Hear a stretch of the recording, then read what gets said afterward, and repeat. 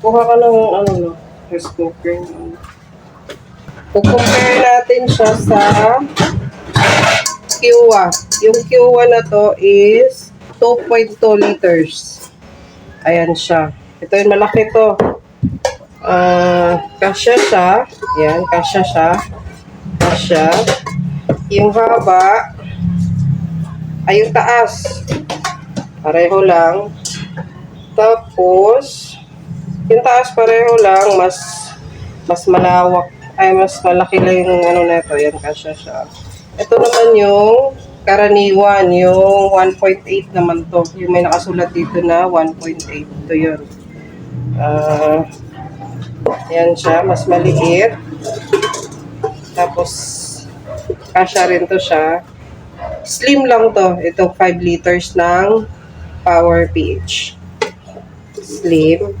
Tapos, syempre, mas mataas siya dito ng bahagya sa 1.8.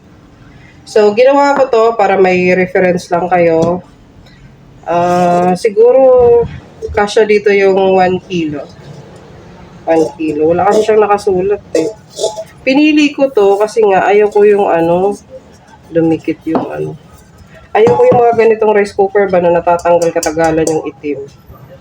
Yan, ayaw ko ng ganyan. Yan. Dito to ginagamit na katago na. Kaya bumili ako, ganito na siya. I-try mo na ngayon na kung working siya. Kung iilaw to. May reference na kayo gano'ng kalaki.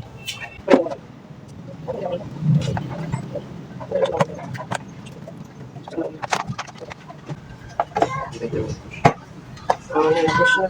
Daon mo na ba yan? Gilabtan mo. Okay, gumagana siya. May ilaw. Okay, good order. Ang laki. So, kung gusto nyo rin ito, hanapin nyo na ako sa mga online shopping dyan. Hanapin nyo ito. Power PH. Affordable. The 5 liters nila is 1,000. Binayaran na 1,047. So, yun lang. Thank you for watching. Give a like naman dyan and subscribe. Thank you. So, luto na siya. Tingnan na natin, guys. Open mo na. Yan. Press mo yan. Okay. Ganun mo na.